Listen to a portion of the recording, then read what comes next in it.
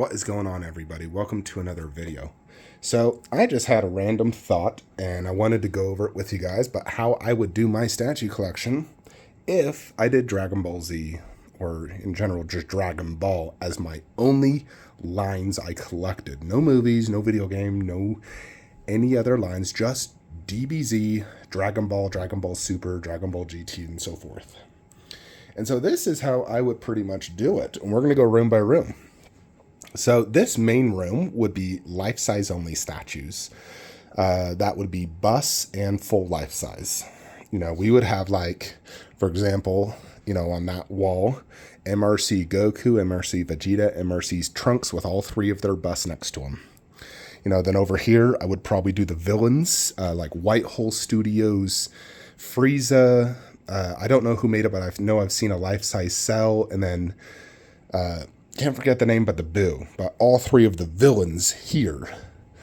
And then by the TV, I'd probably do life-size busts, and right here, and probably just do every single KD life-size bust. You know, this room would be specifically life-size only. You know, because this is the biggest room. There's more open space. I could fit those monster big bases, you know, but the three main villains, the three main Saiyans, probably, you know, maybe get a life-size Gohan and do all the KD busts, the GT busts, the Gogeta, Vegito, you know, Goku, Vegeta, you know, all of them. I would have all the KD busts probably on this wall. You know, then you come to the Marvel DC room. This would actually be the Super room. Now, I'd want to keep Super completely separate. That's the one anime I'd want to have as its own room. And I would, again, do a life size right there and there of the Goku. The life size, I think it's LBX or an Infinite Studio. Not sure, but the life size Goku Super and Vegeta Super Saiyan Blue. Those would be the two life size, and everything else in this room would be 1/4 scale. 1/4 scale Super.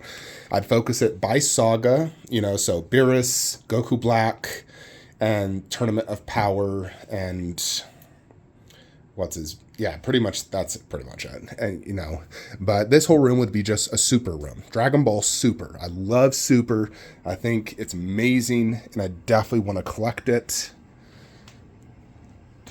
You know, the hallway would, if I still did 1/6, I'd probably do them in here. You know, like, let's say my old VKH line. I could fit all those D12s along here. So they're not too deep. I'd try to keep 1/6 here, you know. And then this room would be Dragon Ball. So we would do life-size Kid Goku. I don't know if we've seen a life-size Roshi, but if there is, I'd get life-size Roshi and life-size Kid Krillin. Those would be the three I'd want. And then basically all Dragon Ball statues. Dragon Ball, I know there's a lot of 1/6, not a ton of 1/4, so I'd probably have to do a good mixture, you know, like 1/6 over here, the life-size, and the, you know, shining crown jewel would be the, I believe it's the Infinite Studio Kid Goku on Cloud. I freaking love that thing. You know, and then after all the life size, you transition into the 1/6 scale. A lot of the ones I used to have, the VKH, and I don't even remember the name of the other studio.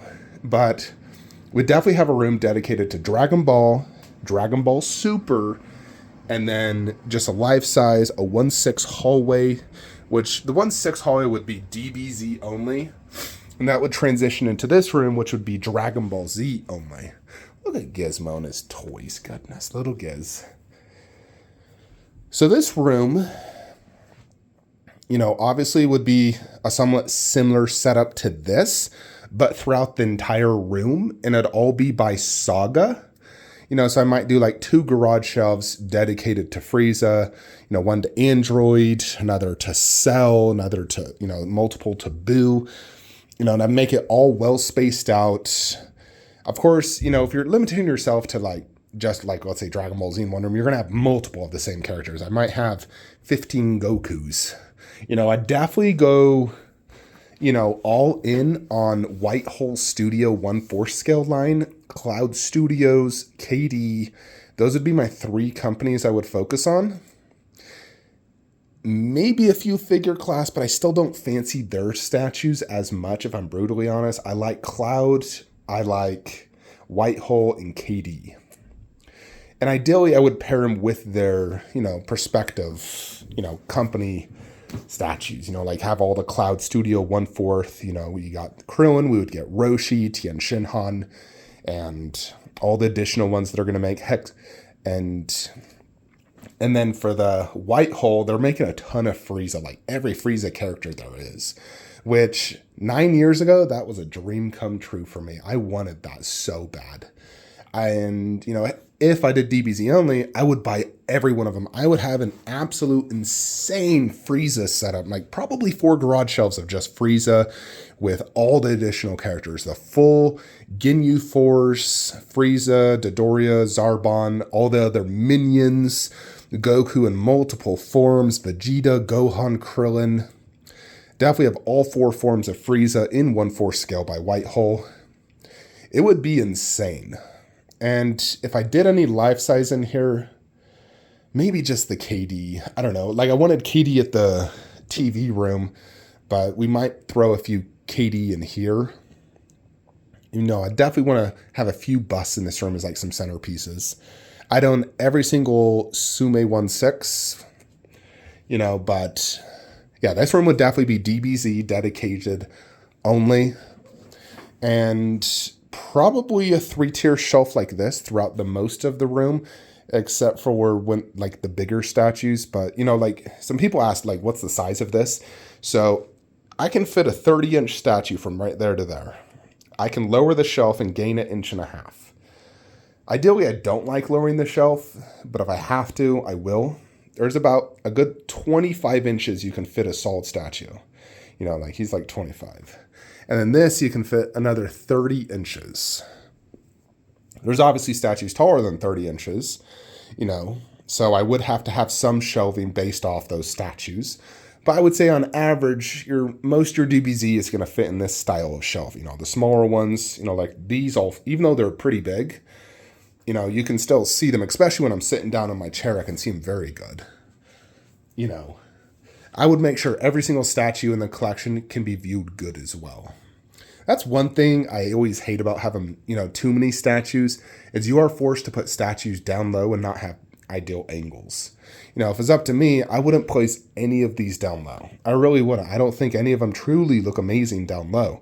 They would all benefit from being probably that high. I mean, definitely that high would be way better, but that high, especially like Frieza, Goku, Piccolo, Krillin, they would look so much better this height.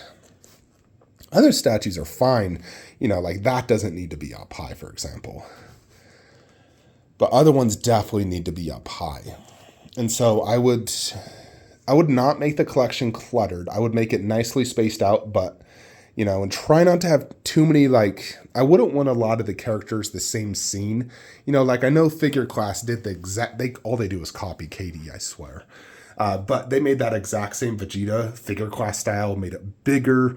They added a Bobbity in the base, and which I actually love the Bobbity portion, but I don't like the Vegeta as much. I like KD's sculpt better. Plus, outside of the Bobbity, I prefer the KD base. I would love to just buy that Bobbity, honestly, if that's a possibility. But I wouldn't buy like that. I might do Tsume and KD for this scene, and just have them separate. But yeah, I think that's what I would do if I did DBZ only. If I was to boil my collection down to a few different lines, or I mean like one line, I could see myself going 3 routes. Dragon Ball Z, video games, which does include Mortal Kombat, of course, and then, like horror monsters, like what's in my main room. I think those would be the 3 main routes I would go if I had to, like you get one in line. I started actually, my very first statue was a Goku, but then the main reason I got into collecting was because of that Goro. And I focused mostly on Mortal Kombat because I was playing Mortal Kombat 9 at the time and I was so obsessed with it. And of course, Dragon Ball Z had always been a fan favorite of mine since I was a, 12-year-old watching it. I'd literally run home from high school to go watch it on Cartoon Network. It started at 3 o'clock. My bus stop was like, I swear, 20-minute walks. I'd run, get home so I could watch Dragon Ball, 2 episodes of Dragon Ball Z, and then an episode of Dragon Ball GT every freaking day now. I looked so much forward to it. I couldn't miss an episode. You know, that's what it was like, you know, growing up in the 90s. There was no Netflix we eventually got TiVo several years later, but unless you recorded it on a VHS, you would miss out and never see that episode for a long time, which sucked. So, yeah, I would run home. I did not want to miss any DBZ. You know, I still don't think Dragon Ball GT is super amazing. It's kind of a snooze fest. There's some decent battles. But, yeah. The only GT I would collect is the KD bus. And I might consider just getting a 1/4, if KD made a 1/4 Goku, Vegeta, maybe baby Vegeta, and Shenron, Omega Shenron. But ultimately, I don't think that would be better than my collection now. I do, I can appreciate and I like collectors who collect one line. However, it gets too character, redundant where you see 40 Gokus. You're like, okay, yeah, I get it. You like Goku. Do you need 40 of them in a slightly different grin or pose or base? It's definitely too excessive. At one point when I had my DBZ 1/6, snuggly Gizmo is, I had, I think, 20 Gokus between my 1/6 and 1/4. And now I only own 4 Gokus, 4 Vegetas, and that 4 Gokus does include Sume Broly, which has a Goku on it, and the Gohan One-Arm Kamehameha, which includes a Goku. Which I think is much more reasonable when it comes to DBZ. Like, yeah, 4 is probably good. One of each transformation and whatnot. So, yeah, having 20 and just what I had before, if my whole collection was DBZ, goodness, I'd probably have 100 Gokus, which is definitely excessive. I much prefer my collection how it is now, where I have such amazing variety, and each collection in its own is, like a really good setup, I would say. I don't think I have one setup that God, why do you even collect that? There's only a few one-offs, like Alita, for example, but for the most part, I got a pretty solid, Dark Knight setup. Marvel, DC, Jurassic. Got a pretty solid lineup of each line I'm collecting. There's just a few words there's nothing more you can really do. There's no additional Alita things I could do outside of buying, Queen Alita, the Alita arm. No, but I'm not looking to do a whole Alita line per se. I just got the bust in 1/4. Anyways, that is how I would do it, though, if I was to do DBZ. But I would never do just that. I am very happy with, how I did my collection. If I go back, I definitely wouldn't have collected this much.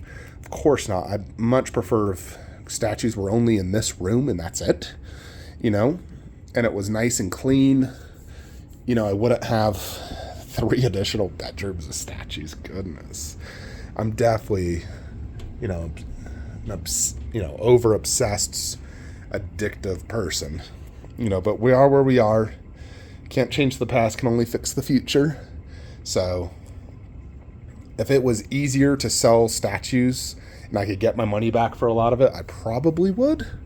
But if I was in a better, financial situation now and I didn't need the money, then I would never sell it ever, because it truly does make me happy. But I don't regret the lines I've collected, I will say. I think I'm happy with what I've done, and I went the right route in terms of that. Anyways, that is it. Like, comment, subscribe. Have a great day.